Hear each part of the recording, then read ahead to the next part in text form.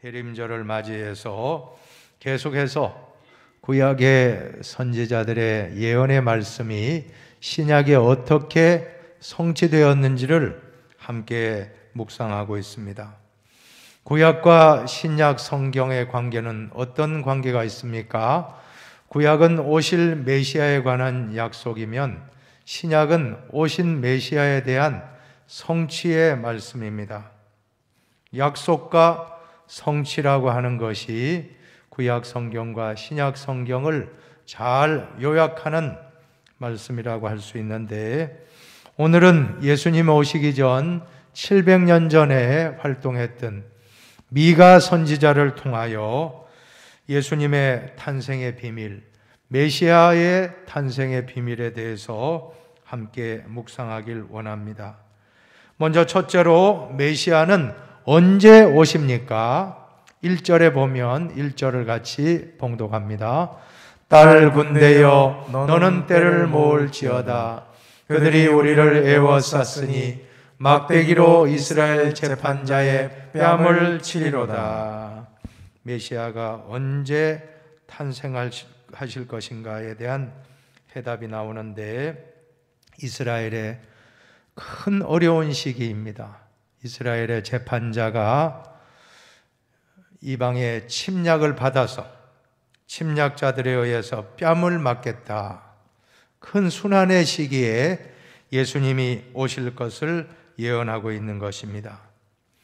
이스라엘의 가장 어두운 시기에 메시아가 오실 것을 약속하고 있습니다. 성경을 한마디로 정의한다면 하나님의 사랑의 편지라고 할 수 있는데, 하나님이 택한 백성 이스라엘을 사랑하는 그 책이 바로 성경책입니다. 그런데 말라기에서 1장에 보면 여호와께서 이르시되 내가 너희를 사랑하였노라 하나 너희는 이르기를 주께서 어떻게 우리를 사랑하셨나이까 하는도다.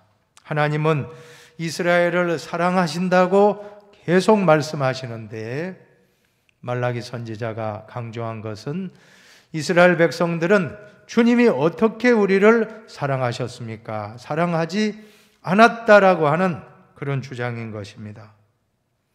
결국 하나님은 말라기 선지자 이후 400년 동안을 말씀하지 않습니다. 침묵하셨습니다. 신학적으로 이 400년 기간을 신구약 중간 시대라고 부르는데, 이 시간은 가장 이 시기는 어두운 암흑기라고, 영적인 암흑기라고 부르는 것입니다. 그런데 주님은 이 가장 어두운 시기에 하나님의 사랑을 나타내기 위해서 하나밖에 없는 독생자 외아들을 이 땅에 보내주셨던 것입니다. 하나님이 세상을 이처럼 사랑하사 독생자를 주셨으니 이는 그를 믿는 자마다 멸망하지 않고 영생을 얻게 하려 하심이라. 사랑하는 여러분, 주님은 언제 오십니까? 가장 어두운 시기에 오십니다. 주님은 내가 가장 어둡고 힘들고 어려운 환난의 고통의 터널을 통과할 때 우리 주님이 우리에게 찾아오신다라고 하는 것입니다. 지금 우리가 겪고 있는 코로나의 어려운 상황 가운데 우리 주님이 찾아오심을 믿으시기를 축복합니다. 저는 어려운 병 중에 계신 환자분이나 큰 수술을 앞두고 있는 그러한 교우분들을 향해서 위로할 때 이사야 41장 10절 말씀을 전하면 그렇게 참 마음이 평안한 것을 깨달았습니다.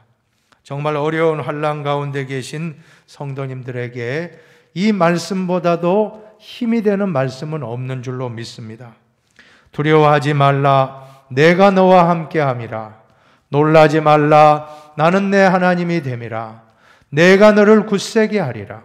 참으로 너를 도와주리라. 참으로 나의 어려운 오른손으로 너를 붙들리라. 이 코로나 상황에서도 하나님이 어려운 손으로 붙잡아 주심을 믿으시기를 축복합니다.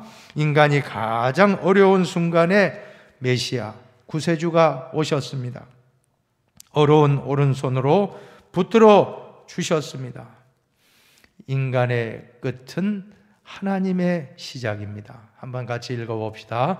인간의 끝이 하나님의 시작입니다. 인간의 실패는 하나님의 성공의 시작입니다. 믿습니까? 인간의 절망은 하나님의 소망의 시작입니다. 인간의 약함은 하나님의 강함의 출발인 것입니다. 인간의 질병이, 여러분 지금 병중에 계십니까? 그때 하나님이 임재하셔서 그 병을 고쳐주시는, 건강하게 하시는 시작점이 된다는 것입니다. 오늘 우리가 어려운 고난을 만날 때 우리는 이 어려운 고난이 하나님을 만나는, 메시아 예수님을 만나는 영적인 기회가 된다는 것입니다. 위기는 영적인 또 다른 기회라고 했습니다. 우리가 지금 코로나의 위기를 만났는데 이 코로나를 통해서도 이 코로나 때문에 우리가 예수님을 더 가까이 만나는 그러한 영적인 기회가 될 수 있게 되기를 축복합니다. 그것이 바로 하나님의 뜻입니다. 우리 성도들에게는 지금 겪고 있는 코로나의 위기가 오히려 메시아를 만나는 축복의 기회가 되기를 진심으로 축복드립니다. 두 번째로 메시아는 어디에 오셨습니까? 어디에 오십니까? 2절입니다. 오늘 유명한 미가서 5장 2절 같이 보십시다. 베들레헴 에브라다야, 너는 유다 족속 중에 작을지라도 이스라엘을 다스릴 자가 내게서 내게로 나올 것이라.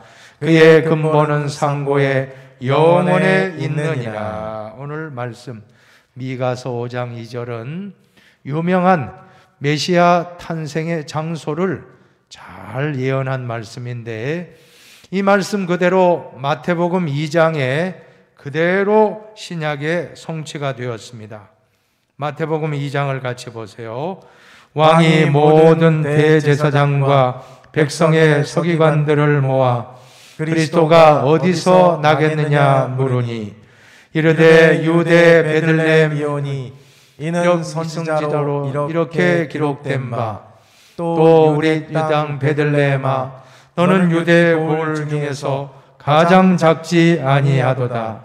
내게서 한 다스리는 자가 나와서 내 백성 이스라엘의 목자가 되리라 하였음이니이다. 아멘.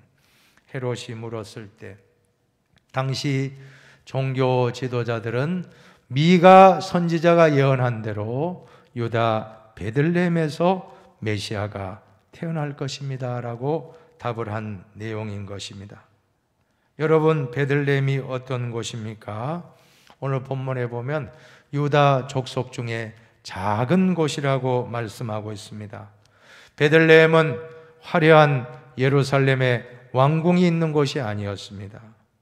베들레헴은 초라한 작은 시골 동네였던 것입니다. 예수님은 높고 높은 보좌를 버리고 가장 낮은 곳에 오신 것입니다. 왕궁에 오신 것이 아니라 가장 낮은 베들레헴의 마구간에 태어나신 것입니다. 이것이 바로 주님의 탄생의 비밀인 것을 우리는 깨닫는 것입니다. 어떻게 우리가 이 말씀을 적용할 수 있습니까? 주님은 어디에 오십니까? 어디에 오실까요? 높아진 마음과 교만한 마음에는 절대 오실 수가 없습니다. 우리 마음이 더 낮아지고 더 겸손한 마음을 가질 때 예수님은 우리 마음에 임재하심을 믿고 돌아가시기를 바랍니다. 저는 2010년도에 우리 힌두 성도님들과 함께 성지 순례를 예루살렘에 갔던 기억이 납니다. 그 당시에 베들레헴을 가야 되는데 베들레헴은 이스라엘 땅이 아니고 팔레스타인 땅입니다. 팔레스타인 자치 지역이기 때문에 그곳에 가려면 아주 복잡한 절차를 거쳐서 까다로운 검문 검색을 다 거쳐서 차량을 타고 대기하고 또 대기하고 힘들게 상황이 나쁘면 들어갈 수 없는 날도 있다고 하는데 우리는 운 좋게도 베들레헴을 무사히 도착하여 예수님 탄생 장소 그 마구간이 있었던 곳에 예수님 기념 교회를 짓고 그 탄생 장소에 예수님의 출생을 기념하는 그러한 공간을 잘 만들어 놓은 곳이 있습니다. 그곳을 보기 위하여 관람하기 위하여 2시간 줄을 서서 약 한 15초 길면 20초 잠깐 보기 위하여 많은 시간을 할애했던 기억이 나는데 그곳의 가장 큰 특징은 그곳에 가기 위해서는 황제나 왕이나 고관대작이나 유명인이라고 할지라도 무조건 머리를 숙여야만이 예수님을 만나 뵐 수 있다는 것입니다. 고개를 들고서는 예수님을 만날 수가 없었습니다. 고개를 숙이고 낮은 자세로 머리를 숙일 때 예수님의 탄생 장소를 볼 수 있었고 예외 없이 누구나 한 사람 없이 그 바닥에 입을 맞추고 잠깐 기도하는 그런 시간을 가졌습니다. 무엇을 의미합니까? 우리가 주님을 만나기 위해서는 우리의 마음이 교만하면 안 된다는 것입니다. 왕궁과 같은 마음은 안 됩니다. 마구간같이 낮아진 마음 가운데 오늘 우리에게도 심령이 가난한 자에게 예수님이 찾아오실 줄로 믿습니다. 나 자아를 죽이면 예수가 살아나십니다. 그러나 나 자아가 살아있으면 예수님은 죽습니다. 오늘 이 시간 주님을 마음에 모시기를 축복하겠습니다. 그러기 위해서는 우리는 예수님을 모시기 위한 마음을 가져야 하겠습니다. 이것이 메시아 탄생의 비밀이요 신비인 것입니다. 높아지면 예수님은 떠나십니다. 낮아지면 예수님이 오십니다.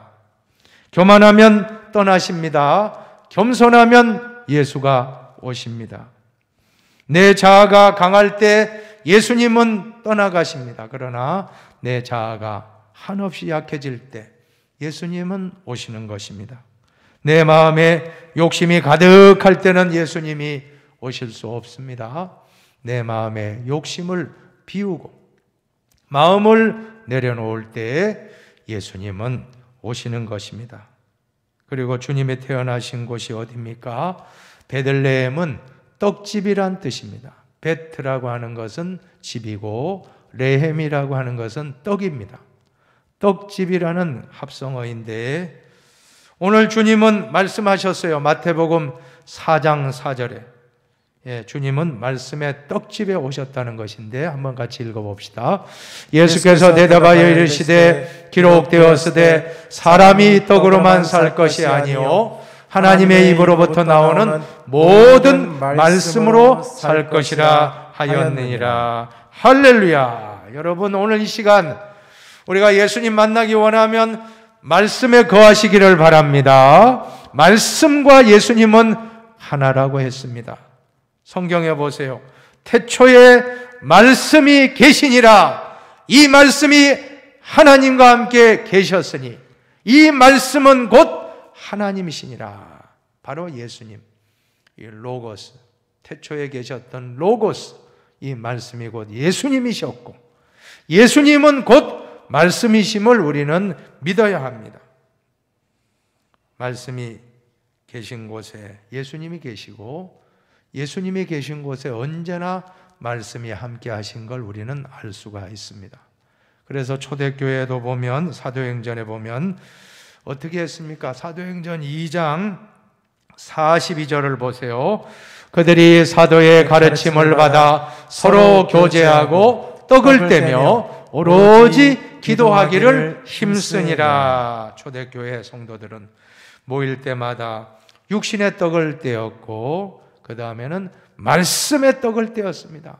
여러분, 육신의 떡이 아닙니다. 사람이 떡으로만 살 것이 아니라고 했기 때문에 이 떡은 바로 영적인 양식, 바로 하나님 말씀의 떡. 이 말씀의 떡을 떼는 곳에 예수님은 오신다고 했습니다. 두세 사람이 내 이름으로 모여서 말씀의 떡을 먹는 곳에 나도 그들 중에 있겠다라고 한 것입니다. 말씀의 떡을 떼며 말씀을 서로 나누는 그곳에 주님은 임재하여 오신다고 약속하셨습니다. 왜 그래요? 내가 곧 생명의 떡이니라. 한번 해봅시다. 내가 곧 생명의 떡이니라. 예수님의 말씀입니다. 예수님이 생명의 떡이라고 하셨습니다. 우리가 그 말씀의 떡을 먹고 그 말씀의 떡을 풍성하게 누리며 살아가는 것이 신앙생활인 것입니다. 아무리 코로나가 창궐한다 할지라도 우리 마음속에 이 말씀이 가득 차 있다면 예수님이 가득하신 것입니다. 그로 말미암아 우리는 코로나도 이겨내고 모든 환난을 극복하게 될 줄로 믿습니다. 세 번째로, 메시아는 어떤 분이십니까? 메시아, 첫째로 나의 왕이 되시는 분입니다. 2절에 보니까 한번 두 번 읽어봅시다. 이스라엘을 다스릴 자, 이스라엘을 다스릴 자. 그렇습니다.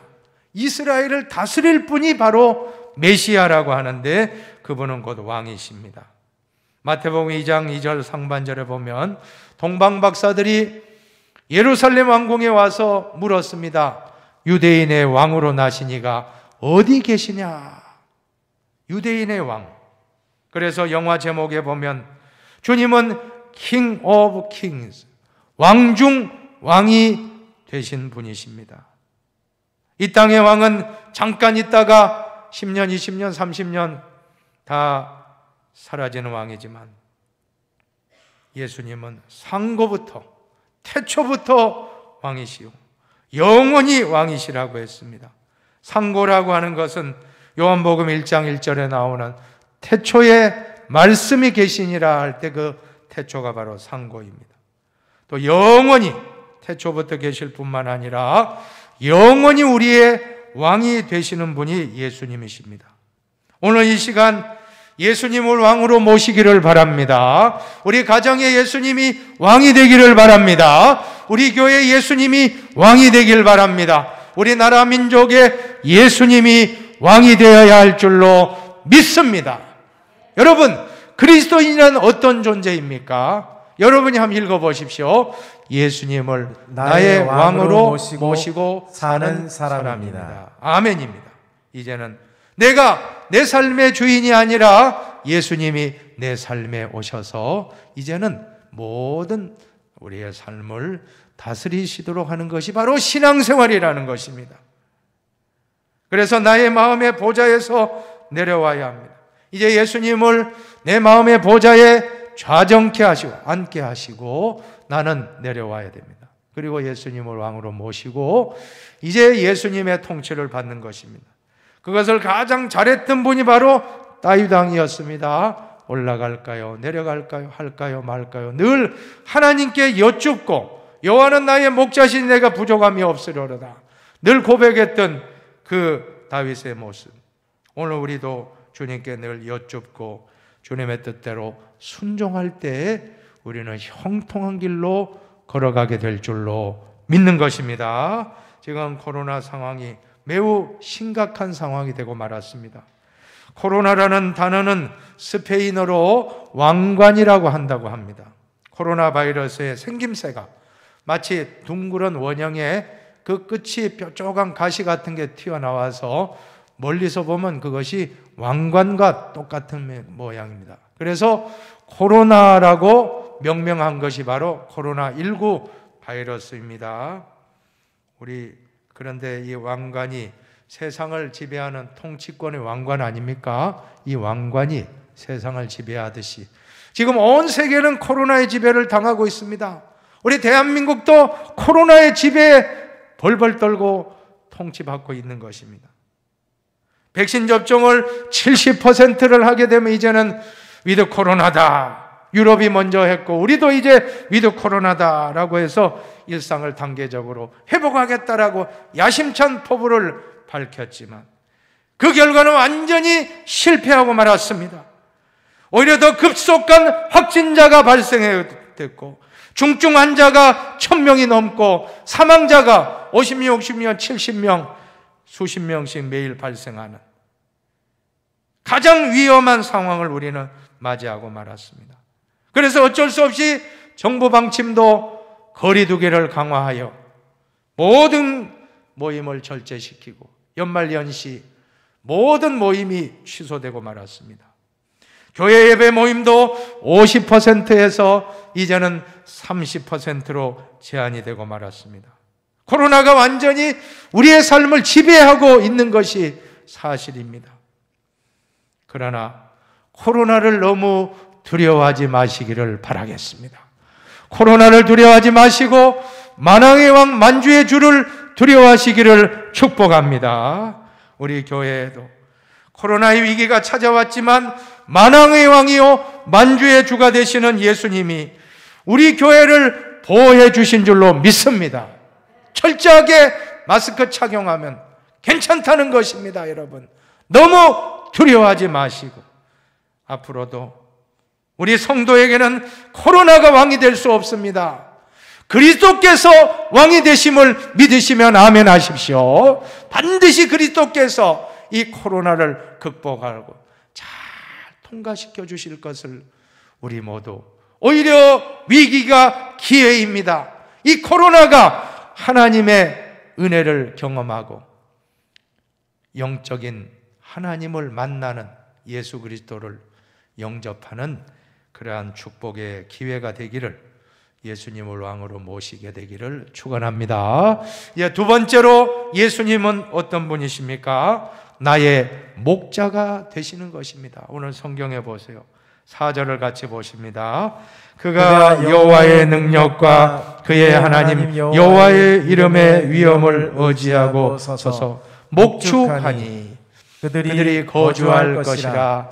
이제 그가 창대하여 땅끝까지 미치리라. 중요한 단어가 바로 목축할 것이다. 메시아가 오셔서 양떼를 목축하신다는 것은 오늘 마태복음 2장 6절에 그대로 성취되고 있습니다. 내 백성 이스라엘의 목자가 되리라. 목축하게 되리라. 목자가 되리라. 같은 말 아니겠습니까? 주님이 목자로 오신다는 것입니다. 그래서 요한복음 10장에 보면 나는 선한 목자라. 두 번 해봅시다. 나는 선한 목자라. 나는 선한 목자라. 양들을 위해 목숨까지 내어주신 선한 목자. 여러분, 우리는 축복받았습니다. 저와 여러분은 가장 복받은 분인 줄로 믿습니다. 예수님이 나의 왕이 되셨고 예수님이 나의 목자가 되시니 얼마나 우리가 복받은 존재입니까? 여호와는 나의 목자시니 내게 부족함이 없으리로다. 부족함 없을 것입니다. 사실 우리가 양이라고 할 때 여러분, 양을 한번 잘 관찰해 보시기 바랍니다. 양은 염소처럼 뿔도 없습니다. 받지도 못하고 사자처럼 이빨이 있는 것도 아니고 말처럼 달리기를 잘하는 것, 고슴도치처럼 어떤 뾰족한 그런 무기가 있어서 적군을 무찌르는 것도 아닙니다. 그렇기 때문에 양은 목자 없이는 살 수 없는 존재입니다. 늘 목자의 보호를 받고 살아가는 존재가 저와 여러분이라는 것입니다. 그러므로 나 혼자 힘으로 살아가는 것은 가장 잘못된 신앙생활입니다. 사랑하는 여러분, 이제 우리가 신앙생활할 때 목자가 되시는 예수님과 항상 동행하기를 축복합니다. 도둑이 오는 것은 도둑질하고 죽이고 멸망시키는 것뿐이에요. 같이 읽어봅시다. 내가 온 것은 양으로 생명을 얻게 하고 더 풍성히 얻게 하려는 것이라 믿으시기 바랍니다. 사탄 마귀는 우리를 파괴시키러 오지만 예수님은 양에게 생명을 주시고 더 풍성하게 주신다고 했습니다. 그렇기 때문에 이제부터는 목자의 음성을 잘 들으면 될 줄로 믿습니다. 요한복음 10장에 보면 우리말 성경으로 10장 4절 하반절을 같이 읽어봅니다. 목자가 앞서가면 양들은 목자의 음성을 알고 뒤따라 간다. 우리 성도는 목자의 음성을 잘 듣고 따라가면 되는 것입니다. 오늘 우리는 불순종하는 염소가 되지 말고 순종 잘하는 양이 되어서 끝까지 우리 주님의 음성 듣고 따라가면 우리는 안전하고 푸른 초장으로 잔잔한 물가로 인도를 받게 될 것입니다. 이제 마지막 결론입니다. 세 번째로 나에게 평강을 주시는 분이 바로 예수님이십니다. 5절에 보세요. 이 사람은 평강이 될 것이라. 같이 읽어봅니다. 이 사람은 평강이 될 것이라. 한 번 더. 이 사람은 평강이 될 것이라. 예수님을 가리켜서 평강의 왕이라고 하지 않습니까? 우리가 주님을 모시면 가장 큰 변화가 바로 마음의 평안입니다. 예수 믿고 받은 가장 큰 복 중에 하나가 평강의 복입니다. 마음이 그렇게 평안한 것입니다. 예수님이 계신 곳에는 그 어디나 평강의 복이 임합니다. 우리 가정에 예수님 모실 때 우리 가정이 평안할 줄로 믿습니다. 우리 교회가 평안할 줄로 믿습니다. 우리나라도 예수님을 왕으로 모시고 목자로 모실 때 평안할 줄로 믿습니다. 그래서 누가복음 2장 14절에 천사들의 합창 소리입니다. 같이 보십시다. 지극히 높은 곳에서는 하나님께 영광이요 땅에서는 하나님이 기뻐하시는 사람들 중에 평화로다 하니라. 한번 해봅시다. 하늘에는 영광, 하늘에는 영광, 땅에는 평화, 땅에는 평화, 하늘에는 영광, 하늘에는 영광, 땅에는 평화, 땅에는 평화. 오늘 이 시간 예수님을 영접하시기 바랍니다. 하나님이 주시는 진정한 평안의 복을 누리며 살아가시기를 축원합니다. 아무리 코로나 상황이 극심하다고 할지라도, 아마 앞으로 더 세진다 할지라도 여러분, 내 마음에 주신 예수님의 평안만큼은 빼앗아 갈 수 없습니다. 아무리 코로나가 왕노릇한다고 할지라도, 왕강 같은 코로나가 나를 지배하고 우리 사회를 지배하고 우리 나라를 이렇게 꼼짝달싹 못하게 하지만, 그러나 여러분 마음의 평안만큼은 깨트리면 안 될 줄로 믿습니다. 이번 한 주간 마음의 평안을 늘 지키면서 예수님을 왕으로 모시고, 코로나가 왕이 아닙니다. 예수님을 왕으로 모시고, 예수님은 또 목자가 되신다고 했으니까 예수님과 함께하여 이 모든 난관을 잘 통과하고 큰 평안이 있기를 주님의 이름으로 축원합니다. 한번 우리 찬양합시다. 내게 강 같은 평화, 내게 강 같은 평화, 내게 강 같은 평화 넘치네. 할렐루야. 내게 강 같은 평화, 내게 강 같은 평화, 내게 강 같은 평화 넘치네. 말씀을 정리합시다. 오늘 메시아 탄생의 비밀, 예수님 탄생의 비밀을 살펴보았습니다. 예수님이 언제 오십니까? 여러분이 읽어주세요. 가장 어렵고 어두운 시기에 오십니다. 둘째, 예수님은 어디에 오셨습니까? 가장 낮은 곳에 오십니다. 가장 낮고 겸손한 마음에 오십니다. 말씀의 떡이 있는 곳에 임재하십니다. 셋째, 예수님은 어떤 분이십니까? 나의 왕이 되시고 나의 목자가 되시고 나의 평강이 되시는 분이십니다. 할렐루야. 오늘 같이 결단 찬송은 예수님을 모셔야 되겠습니다. 마라나타, 아멘 주 예수요. 우리 가정에 오시옵소서, 우리 교회에 오시옵소서. 이 나라 이 민족 전 세계에 고통받고 있는 코로나의 모든 환우분들, 중증 환자분들에게 오시옵소서, 고쳐주시옵소서, 회복시켜 주시옵소서. 우리 마라나타 이 찬송 간절한 마음으로, 절박한 마음으로 찬송하도록 하겠습니다.